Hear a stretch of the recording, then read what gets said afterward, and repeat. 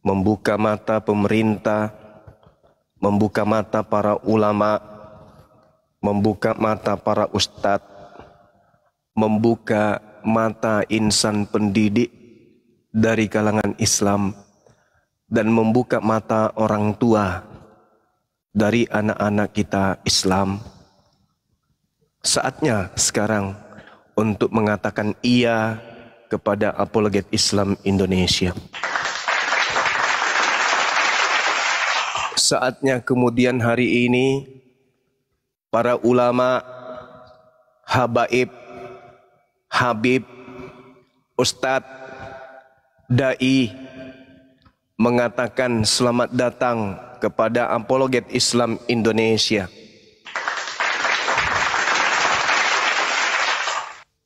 Saatnya sekarang ini umat Islam di seluruh penjuru bumi mengucapkan banyak terima kasih kepada para insan apologet Islam Indonesia.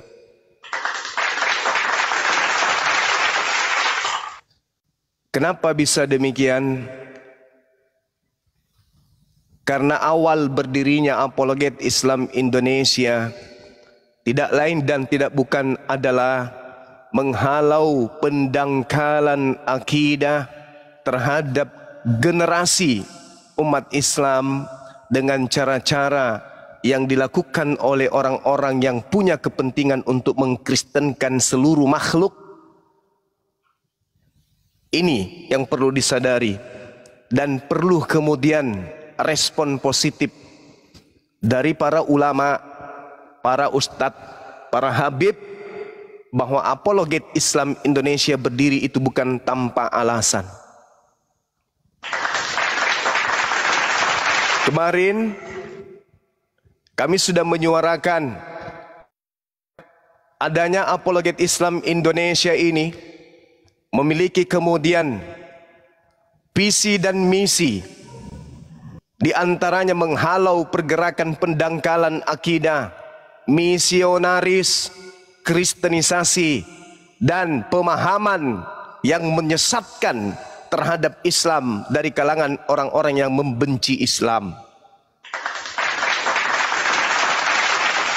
Saatnya para pendiri pesantren, para pemimpin, pembina pondok-pondok pesantren mengucapkan banyak terima kasih kepada anak-anak kita, kepada para adik-adik kita, anak-anak kita yang ada di apologet Islam Indonesia ini, bahwa ternyata mereka hadir di tengah-tengah umat Islam bukan hanya sekedar gaya-gayaan, bukan hanya untuk perang logika, bukan hanya untuk menyampaikan kemudian pertahanan dan counter terhadap hujah atau hinaan, penistaan orang di luar Islam terhadap Islam itu sendiri, tetapi benar-benar membongkar misi bejat musuh kebenaran. Apologet Islam Indonesia berdiri bukan tanpa alasan.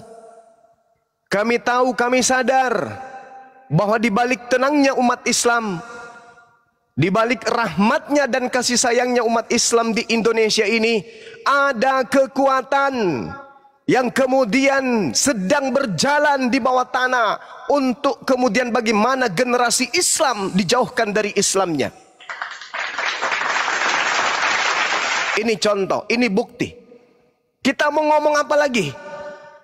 Ternyata institusi, lembaga resmi mereka di bawah naungan Kementerian Pendidikan memiliki program yang sangat biadab.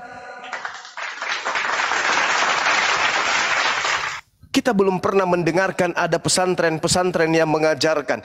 Kita baru punya niatan dari TPA ke TPA, kita akan mengajarkan kemudian anti pemurtadan. Baru punya niatan, baru seumur jagung. Tapi mereka sudah puluhan tahun mencanangkan satu kebencian, menanamkan suatu ketidaksenangan terhadap agama Islam di Indonesia ini. Ayo para ulama, para guru-guru kami, bangkitlah, bangkit, lihat kelakuan mereka. Ini baru satu yang kita temukan, dan ini adalah program, ini adalah kurikulum, ini adalah kisi-kisi pembelajaran Untuk apa materi-materi seperti itu kemudian? Untuk apa? Kira-kira untuk apa? Materi ini untuk apa? Untuk apa mereka kemudian membahas-bahas ini? Dan membahasnya dengan cara mempelintir, menyesat-nyesatkan, menyala-nyalakan tanpa ilmu. Pagar kita sebagai umat Islam, wa ikhwanuhum yamuddunahum fil gayyi thumma la yuqsirun. Teman-teman mereka orang-orang kafir dan fasik membantu setan-setan dalam menyesatkan, dan mereka tidak henti-hentinya menyesatkan. Mereka akan mencari dan mencari metode, tata cara, bagaimana caranya kemudian orang menjauh dari Islam dengan cara tipu-tipu. Nah, ayo, mau kayak mana lagi? Apa yang harus kita lakukan hari ini? Diam? Memusuhi para apologet Islam? Menutup, membubarkan apologet Islam? Hayo, hayo, silakan. Kalau ada yang hendak kemudian membubarkan, silakan bubarkan. Silakan. Tapi sebelumnya Anda harus menjawab dulu. Sekolah tinggi teologi yang ada, yang kita temukan ini, siapa yang kelak hendak mempertanggungjawabkan di hadapan Allah? Ini kemungkaran. Ini kemungkaran. Ini kemungkaran. Sedikit saja ini muncul seruan jihad. Ini kalau tidak kemudian ditanggapi dengan cepat, saya curiga ada dari kelompok kemudian umat Islam yang akan menyerukan jihad. Coba Anda lihat, Anda teliti, seperti apa Allah di sana, seperti apa Isra Mi'raj kemudian diajarkan di sana. Coba Anda lihat, bagaimana kemudian surah Al-Fatihah diajarkan di sana, bagaimana kemudian Al-Quran dikatakan di sana sebagai kitab penyempurna. Bagaimana kemudian mereka menjelaskan arti Islam dan sembahan yang disembah oleh Islam dan Kristen itu berbeda. Bagaimana mereka menguraikan ritual haji. Bagaimana kemudian mereka menjelaskan tentang Jibril dan Gabriel. Bagaimana kemudian mereka menjelaskan tentang keturunan Nabi Ismail dari Khedar. Dan bagaimana kemudian strategi penginjilan yang mereka lakukan dan mereka galakkan kemudian di tengah-tengah umat Islam.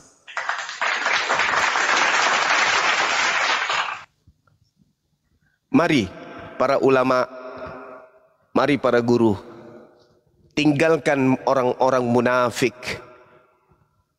Tinggalkan mereka yang selama ini kemudian hanya mengoreksi, hanya memandang apologet Islam itu sebagai sesuatu yang kecil, yang sederhana sesuai dengan penilaian mereka terhadap diri mereka. Mereka yang mencari sesuap nasi di TikTok, mencari dengan merangkul saudara-saudara kafirnya, membenci saudara Islamnya dan merangkul saudara-saudara kafirnya dengan alasan toleransi dan membenci perdebatan. Tinggalkan. Sampah seperti itu tinggalkan. Mari wahai para ulama, mari kita rangkulan, bergenggaman tangan untuk menguatkan kemudian pagar akidah anak-anak kita. Lihat secara nyata di hadapan kita, bagaimana Islam ini kemudian diuraikan dan disampaikan seperti ini jahatnya. Ya, dan saya minta nanti Dinda Julius tolong dibuka, diurai supaya umat paham apa yang mereka bahas tentang Allah, apa yang mereka bahas tentang Al-Fatihah, apa yang kemudian mereka jadikan tujuan belajar Islamologi. Dibuka, jangan bosan, jangan beralih ke materi yang lain. Dan ini harus kita gaungkan terus, supaya para ulama itu kemudian tersadarkan. Anak-anak saya rupanya yang ada di TikTok yang berjuang selama ini, berdebat, berdiskusi, mengkantar, menghalau kemudian hujatan, ternyata ada yang melatar belakangi. Ayo umat Islam, bangkit kalian, bangkit, bangun dari tidur panjang kalian. Di tengah-tengah kita muncul kemudian orang-orang yang memusuhi Islam, benci kepada Islam, sangat anti terhadap Islam, sehingga mereka melakukan segala cara untuk kemudian menghabiskan Islam di negara ini dengan memasang wajah tersenyum kemunafikan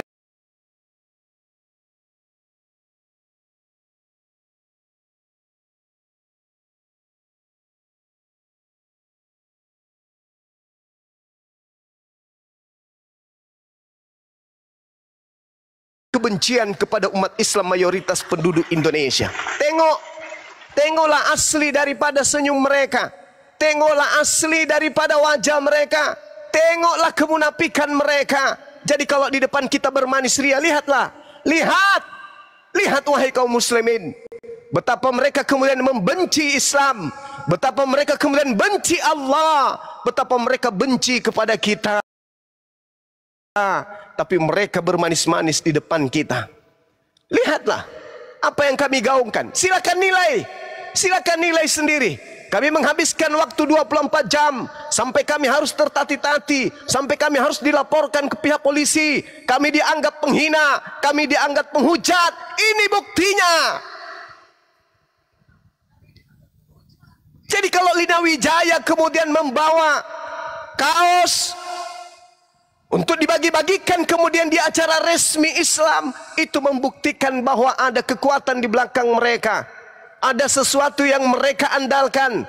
Ada sesuatu yang mendorong mereka. Bahwa jangankan dia yang kecil, si Lina Wijaya hanya seorang perempuan tua. Lembaga pendidikan Kristen pun melakukan hal yang jauh lebih biadab daripada Lina Wijaya. Lihat, saksikan oleh kalian wahai umat Islam. Apa yang mereka lakukan ini? Lihat, apa yang mereka sedang lakukan ini. Lihat, bagaimana Allah, bagaimana Islam. Ini bukan dari lorong ke lorong. Ini lembaga pendidikan. Proses belajar mengajar. Ada yang menerima, ada yang memberi. Artinya mendoktrin kepada anak siswa untuk membenci ke Islam. Kalau sudah ada kekuatan untuk membenci Islam di negara ini, itu kira-kira tujuannya apa ke depan? Kira-kira nih, kalau ada satu lembaga mengatasnamakan agama, isinya membenci, isinya merusak, isinya menanamkan kemudian sesuatu yang keliru, yang salah, yang syarat dengan kebencian terhadap Islam. Kira-kira endingnya sebentar itu apa? Kalau satu sekolah tinggi Kristen bisa menghancurkan kemudian akidah umat Islam dengan pola mereka, ini bukan hanya sekedar menghancurkan, ini sudah penistaan. Ini penghinaan secara lembaga. Gimana kalau ternyata semua sekolah tinggi teologi di Indonesia ini menghina, menghujat Allah sedemikian rupa adanya? Bagaimana kira-kira? Hendak kemana kita bawa generasi kita ini? Kalau semua sekolah tinggi Kristen ternyata isinya hanya menghina dan menghina Allah. Ini apa kira-kira endingnya? Ayo. Jadi saya hanya ingin menyampaikan kepada para guru, para ulama, para habaib, para pendiri pesantren, tengoklah kami di lapangan bukannya tanpa alasan, bukan mau dibilang, mau tenar, mau dikenal, mau jadi artis, mau dapat duit, bukan. Karena kami tahu gerakan-gerakan mereka di bawah tanah. Ya, bukan untuk mau dikenal. Ini dasar pijakannya. Beberapa hari yang lalu saya memberikan materi, saya katakan bahwasanya program-program mereka itu, bagaimana kemudian generasi Islam itu semakin jauh dari Islam. Dengan cara apa? Ya, kita lihat. Ini pembuktian akurat. Ini bukan ecek-ecek. Ya. Ini bukan ecek-ecek. Ini sesuatu yang sangat luar biasa. Sekolah tinggi di mana harusnya mendapatkan ilmu positif, ternyata isinya hanya kebencian yang ditanamkan kepada Islam. Benci, dan benci. Supaya orang melihat kemudian Islam ini sesuatu yang menjijikkan. di luar daripada kaidah Islam itu sendiri. Saya, Bang Zuma, ketika menjelaskan tentang kekristenan, pola saya terdata di dalam Bible. Tapi mereka di sekolah tinggi ini, datanya tidak ada di dalam Al-Quran. Hanya pelintiran, pelintiran, dan pelintiran. Hanya ada pelintiran, penyesatan. Coba nanti kita saksikan, kita buka nanti satu persatu. Dan umat Islam harus kemudian men-share sebanyak-banyaknya. Dan ini saya minta kepada semua apologet Islam Indonesia, di bawah apologet Islam Indonesia, Yayasan API, untuk selalu mengulas materi ini. Mengulas, ulas dan mengulas. Supaya mereka yang mulutnya manis mengatakan Kristen agama kasih, kita sumpal mulutnya dengan pondasi STT. Kita sumpal mulutnya dengan toilet yang ada di STT. Supaya mereka jangan bermanis-manis munafik di depan kita. Ya, bongkar terus. Supaya kemudian para ulama itu kemudian tersadarkan bahwa ternyata gerakan-gerakan mereka memang ada, nyata, bukan hoax, tapi memang terbukti adanya. Bahkan secara terstruktur, terencana, masif, dan bahkan sudah masuk ke dalam lembaga-lembaga mereka. Ya, tolong di-share teman-teman. Habis ini kita minta Dinda Julius untuk membuka materi-materinya, nanti di-share. Ini loh penghinaan dan penistaan Karisteng terhadap Islam. Ini penghinaannya. Ini yang ditanamkan kepada orang Kristen supaya benci sebenci-bencinya dengan Islam. Jadi ajaran kasih yang digaungkan selama ini itu hanyalah hoax, itu hanya bullshit, bualan belaka. Mereka tak ubahnya sama seperti Belanda yang ingin merampas anak bangsa dengan penjajahan secara senjata. Sekarang mereka ingin merampas jiwa-jiwa umat Islam dengan cara-cara menjajah akidah. Ingat, mereka adalah penjajah akidah umat Islam. Mereka perampas akidah umat Islam. Dengan cara seperti ini mereka lakukan. Ya, saya kira begitu untuk sementara. Setelah ada yang menyampaikan, setelah semuanya sudah disampaikan narasi oleh narasumber, mohon supaya diulas satu persatu. Silakan. Oke, terima kasih Bang Zuma. Oke, itu tadi dari Bang Zuma ya. Kita lanjut ke Akhi Julius untuk membuka apa aja sih yang ada di website STT Nias tersebut. Silakan Julius. Oke, aku buka, mungkin teman-teman yang bahas ya, soalnya ya bagi tugas. Tapi sebelumnya aku mau kasih tahu juga bagi teman-teman, jangan lupa juga di follow akun resmi ya. Ya jangan ada lagu kok ada lagu tuh ya, jadi jangan lupa juga di follow teman-teman channel. Jangan tampilin nama website, YouTube segala macem. Kamu udah kena pelanggaran. Ya, jangan lupa juga di follow Apologet Islam Indonesia ya, Apologet Islam Indonesia. Oke, jadi kita akan tampilkan materi-materinya, mulai contohnya misalnya yang masalah ini ya, Al-Fatihah. Ya. Jadi mereka mengatakan bahwa kita punya dua Tuhan, teman-teman. Ya, Alhamdulillah Rabbil Alamin, mereka artikan ya segala puji bagi Allah, Tuhan semesta alam. Artinya ada dua Tuhan, yaitu Ilah dan Rab. Ilah untuk Tuhan-Tuhan kecil atau berhala, Rab yaitu Tuhan yang pernah nuzul atau menjelma menjadi manusia sempurna ya. Ini diplesetkan seakan-akan bahwa umat muslim itu seperti mereka. Dan saya rasa ini lagi viral juga karena Edis suka sekali membawa narasi masalah Rab ini. Kalau teman-teman yang nonton ya debat-debat yang kemarin-kemarin antara Edis dan apologet Islam lainnya, kalian bisa lihat bahwa materi ini juga dibawa oleh si Edis. Jadi dia mengatakan bahwa umat muslim itu punya dua Tuhan. Ya, jadi ingin menyamakan dengan mengatakan bahwa yang satu adalah Allah, yang satu adalah Nabi Muhammad SAW, itu kita anggap sebagai Tuhan juga. Luar biasa ya. Jadi ini materi-materi yang ada di STT Nias tersebut. Terus ya ini ya, jadi dia bandingkan dengan Isa Al-Masih. Jadi dia katakan bahwa Isa Al-Masih memberikan bukti Ar-Rahman Ar-Rahim dengan kalimatnya, firmannya untuk mati tersalib dengan tujuan menyelamatkan umat manusia dari perbudakan dosa. Ya, jadi mereka mengajarkan bagaimana supaya dengan menggunakan narasi Islam itu bisa masuk dalam penginjilannya. Ya. Terus kita tahu bahwa yang menguasai hari pembalasan adalah Isa Al-Masih. Tidak ada seorang pun dari Alkitab kecuali akan beriman kepadanya Isa sebelum kematiannya, dan di hari kiamat nanti Isa itu akan menjadi saksi terhadap mereka.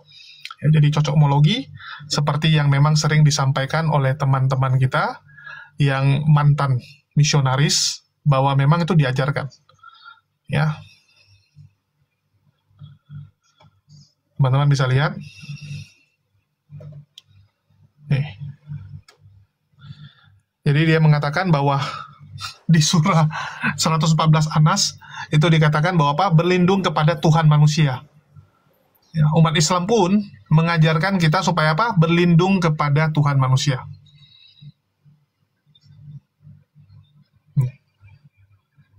Bagaimana cocok loginya? Bahwa di Islam itu juga mengajarkan bahwa ada Tuhan yang menjelma menjadi manusia. Ya, luar biasa nih. Tuhan yang menjelma jadi manusia, yaitu Isa Al-Masih, ya. Nih.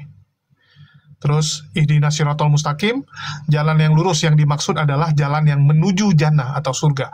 Dengan mengucapkan ayat ini, umat muslim sedang dan terus mencari jalan menuju surga. Dan kita tahu, mereka selalu mencocoklogikan dengan mengatakan bahwa Yesuslah jalan yang lurus itu. Kan gitu. Nih. Ya, mereka cocokkan. Al-Quran menjelaskan bahwa jalan yang lurus yang dicari oleh umat muslim adalah Isa Al-Masih itu sendiri.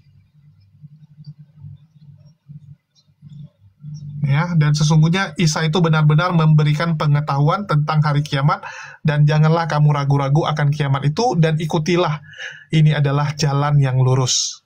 Kata Yesus kepadanya di Yohanes 14 ayat 6, akulah jalan dan kebenaran dan hidup.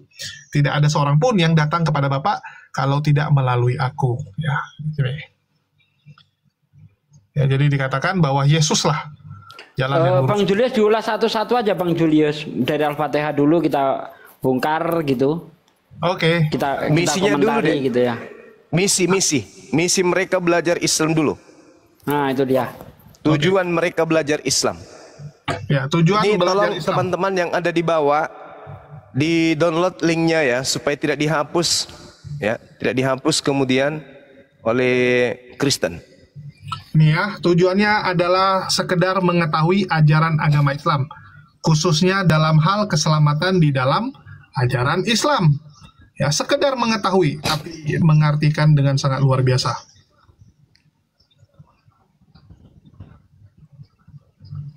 Oke, ya, jadi tadi saya sudah tampilkan yang ini ya, yang Al-Fatihah itu. Bukan dek, tujuannya itu kan digeser ke kiri. Hah? Banyak tujuan. Itu ada tujuannya untuk apa? Mendukung pengabaran Injil itu loh.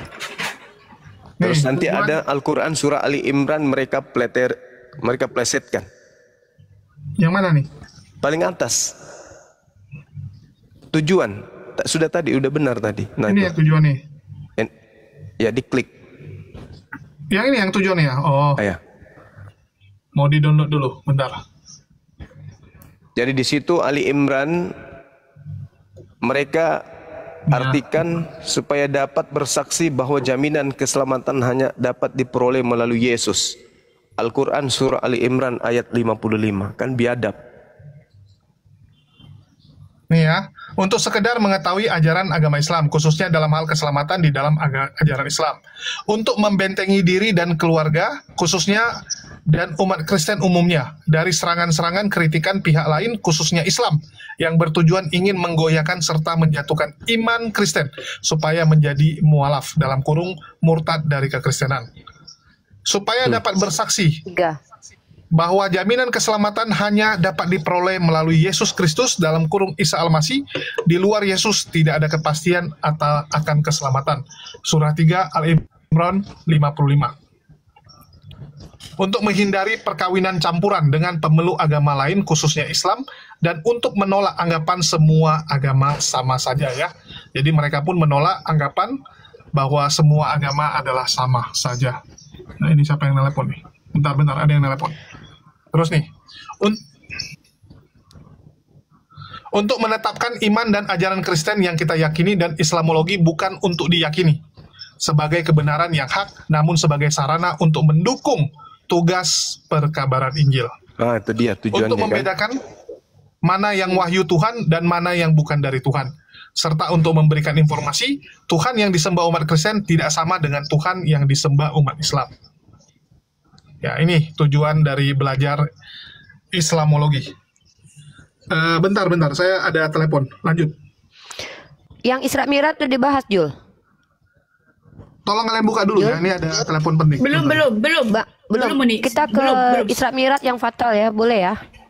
Kemudian mengajarkan ajaran mereka. Akan tetapi tidak mengapa, sebab bagaimanapun juga Yesus diberitakan baik dengan maksud mengelabui. Ya, maksudnya di sini baik dengan cara mengelabui, dengan cara berpura-pura, dengan cara penipuan, alasan yang dicari-cari, atau maksud yang palsu, menampakkan yang tidak yang sebenarnya, ataupun dengan maksud yang jujur. Tentang hal itu, aku Paulus bersukacita dan aku akan tetap bersukacita. Jadi ini penekanan dalam Bible. Jadi terkait dengan memberitakan kekristenan itu bisa dengan maksud palsu mengelabui semangat yang berapi-api tentang Yesus. Kebenarannya bisa disampaikan dengan dusta atau mengelabui.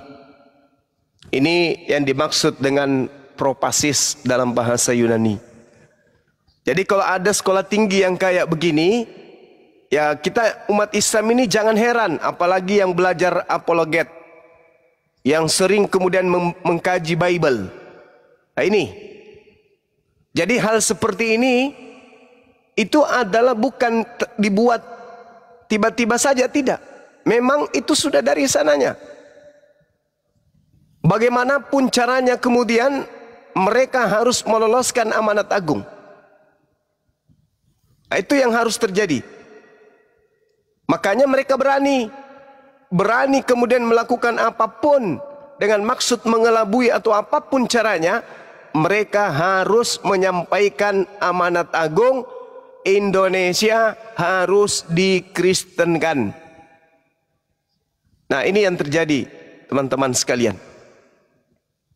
Makanya semalam saya menghimbau kepada pemerintah, kalau ada sekolah tinggi Islam atau universitas yang bernuansa Islam juga melakukan penistaan seperti ini, maka saya minta untuk ditutup. Ya. Tapi tidak akan pernah kita temukan, karena umat Islam itu senantiasa lurus. Islam itu agama rahmatan lil alamin. Dia sebagai rahmat. Sebagai rahmat dia harus memperlihatkan apa adanya. Bukti rahmat itu harus diperlihatkan, bukan dengan cara mengelabui seperti ini. Jadi ini bukan oknum lagi, teman-teman. Ini bukan oknum. Ini sudah lembaga. Jadi dari oknumnya kita diserang, adanya misionaris-misionaris. Kemudian dari lembaga pendidikan mereka kita sudah diserang. Kemudian dari pencetak Bible mereka kita sudah diserang. Kurang apa lagi coba? Tinggal umat Islam ininya. Bagaimana mensikapi, bagaimana menyikapi penistaan, penghinaan yang dilakukan oleh agama Kristen. Saya katakan bukan oknum lagi, agama Kristen. Apakah disikapi dengan cara yang elok, cara damai, atau disikapi dengan cara arogan? Tinggal umat Islam. Alhamdulillah, umat Islam di Indonesia ini adalah umat Islam yang memegang teguh isi daripada Al-Quranul Karim, mengedepankan musyawarah. Nah, tetapi jangan oleh karena umat Islam itu cinta damai, umat Islam itu toleransinya sangat luar biasa, sampai kalian ini seenak perut, seenak jidat menghina dan menistakan. Kenapa ini muncul kemudian? Implementasi kandungan Bible kalian praktekkan di lapangan. Kenapa? Karena kalian melihat umat Islam di Indonesia benar-benar cinta damai, benar-benar mengayomi minoritas, benar-benar tidak peduli dengan gerakan pemurtadan, benar-benar tidak peduli dengan adanya gerakan kalian, gerakan kristenisasi. Maka kalian melonjak, kalian semena-mena, kalian seenaknya kemudian hal yang sangat fundamental dalam agama Islam, Allah, Tuhannya kalian nistakan sedemikian rupa. Untungnya umat Islam ini adalah umat Islam yang terpimpin, umat Islam yang mendengarkan perintah Allah. Atiullah wa atiur rasul wa ulil amri minkum. Untungnya umat Islam ini adalah umat yang terpimpin untuk mendengarkan komando pemerintah.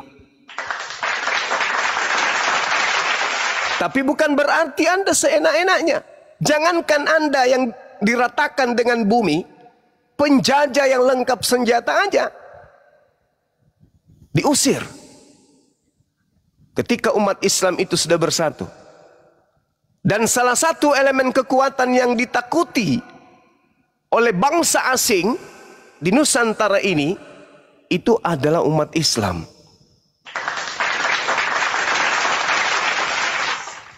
Salah satu elemen yang paling disegani, yang paling ditakutkan, dan menghantui bak laksana malaikat maut untuk asing, sehingga mereka tidak melakukan tindakan semena-mena lagi terhadap Indonesia ini, dan sudah teruji dan susah untuk mereka ukur, adalah ketika adanya komando jihad.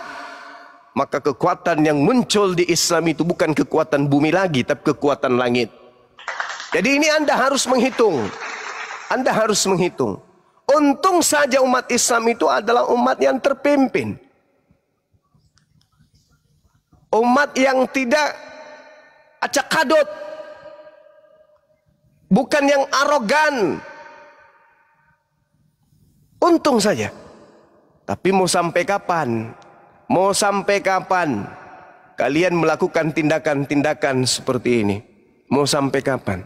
Kita dirikan Apologet Islam Indonesia, kalian gaungkan, tutup, bubarkan.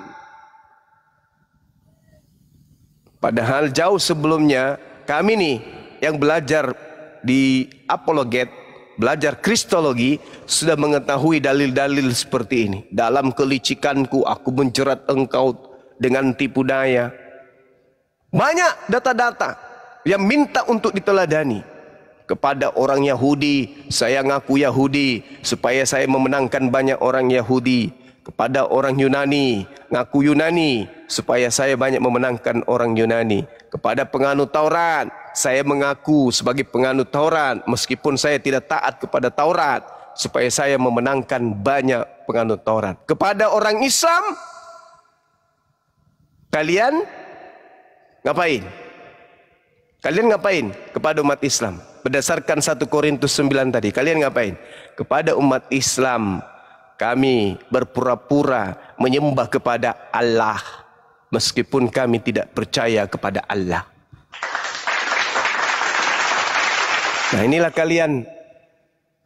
Oleh karena itu, sekali lagi yang melalui komat ini, melalui forum ini, kita minta kepada pemerintah untuk segera mengambil tindakan demi untuk mencegah terjadinya hal yang tidak kita inginkan. Karena ini bukan seruan manusia orang per orang lagi. Ini lembaga Kristen. Saya ulang, ini lembaga Kristen, lembaga pendidikan. Menanamkan penistaan dan penghinaan secara terstruktur, terencana kepada agama Islam, di mana agama Islam adalah agama yang dipeluk mayoritas penduduk negara ini. Berani mereka melakukan itu. Makanya sering saya kemukakan, kalau mereka sudah mayoritas, Masihkah kemudian anak-anak kita bisa berjalan dengan aman ke masjid, ke surau-surau, ke musalla, ke TPA-TPA untuk kemudian belajar Al-Quran? Masihkah?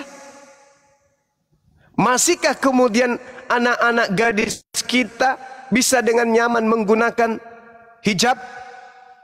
Masihkah? Masihkah kemudian masjid-masjid bisa mengumandangkan azan?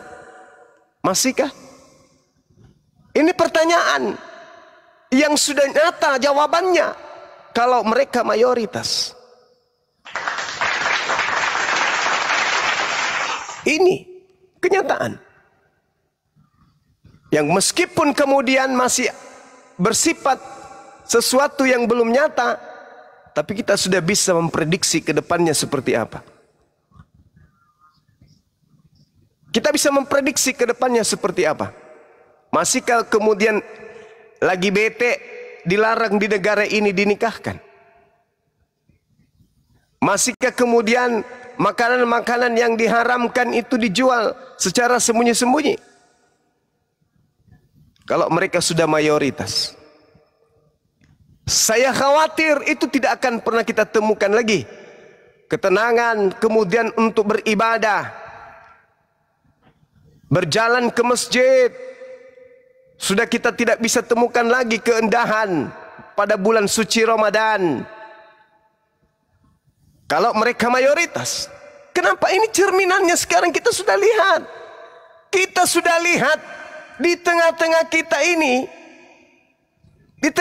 kita ini, sekarang, coba oknum-oknumnya, lembaga pendidikannya, pencetak bukunya, semuanya menyerang Islam.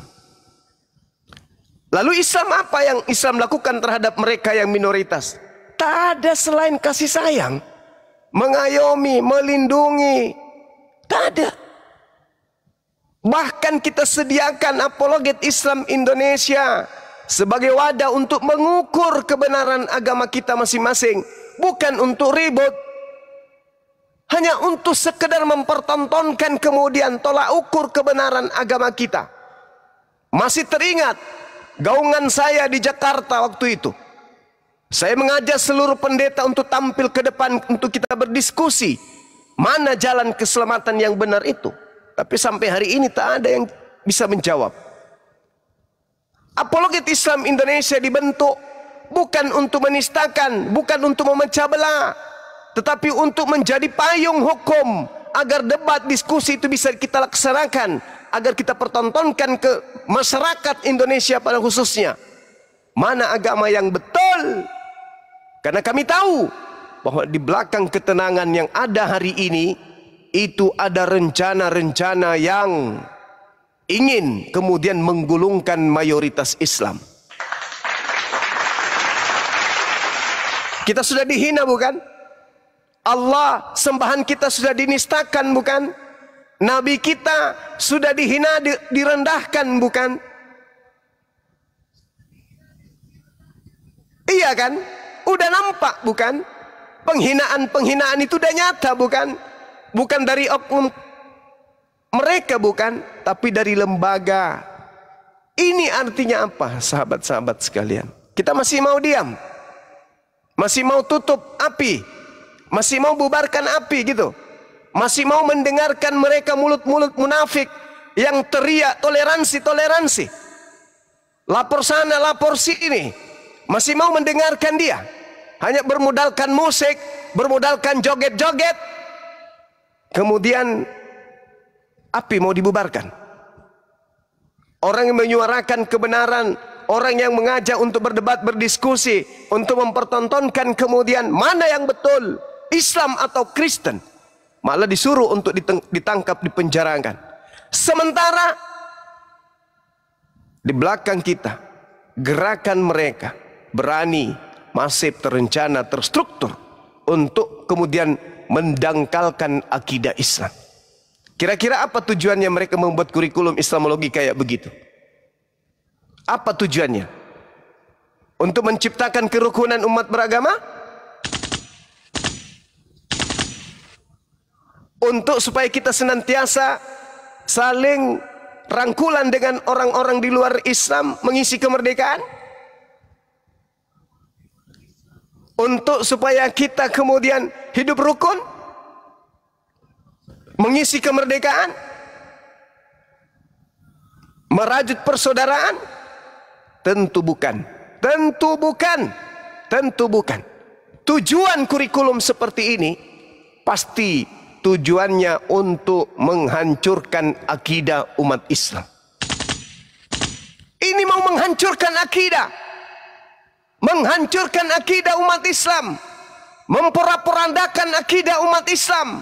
Padahal tatanan kenegaraan kita ini ditopang 95% dari Islam.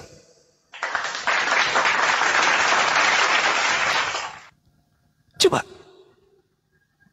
Ini lembaga pendidikan. Ini lembaga pendidikan. Kalau lembaga pendidikan resmi punya mereka saja, begini keadaannya terhadap kita umat Islam. Kita tidak bisa bayangkan bagaimana lulusan-lulusan dari sekolah-sekolah ini. Dan itu sudah pasti ribuan yang sudah menjadi sarjana dari perguruan tersebut. Ini baru satu perguruan. Ada berapa STT di Nusantara ini? Dan saya yakin bahwa kurikulum mereka itu mirip, ada kesamaan. Ketika mereka belajar Islamologi, sudah pasti bukan untuk membenarkan Islam, tapi pasti untuk menghina, menista, dan menanamkan kebencian terhadap Islam. Apa kira-kira endingnya? Kira-kira endingnya apa ini?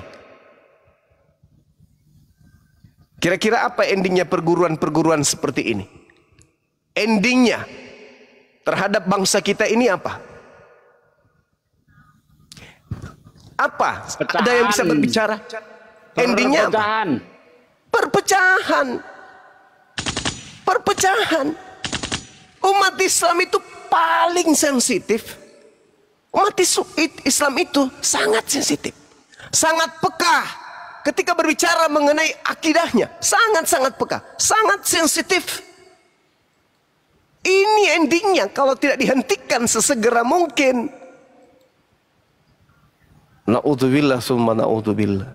Karena umat Islam itu sangat peka. Ketika akidahnya disentuh. Ya oleh karena itulah kemudian sekali lagi mari yuk. Ya. Yang menggaungkan toleransi. Yang merasa dirinya paling toleransi. Ayo turun tangan. Jangan kalian pura-pura tutup mata. Ayo. Jangan pura-pura kalian itu tidak tahu. Yang paling toleransi mana? Dosma. Ayo. Apa yang kamu lakukan Dosma? Ketika kau lihat agamamu. Agamamu nih.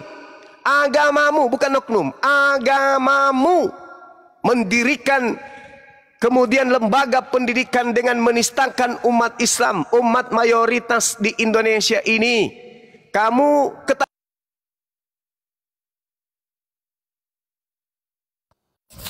betul-betul anjing kafir. Dilapor Bang yang Bang Juma. Dilapor itu. Bang Zuma dilapor itu. Teman-teman. Itu pasukan laskar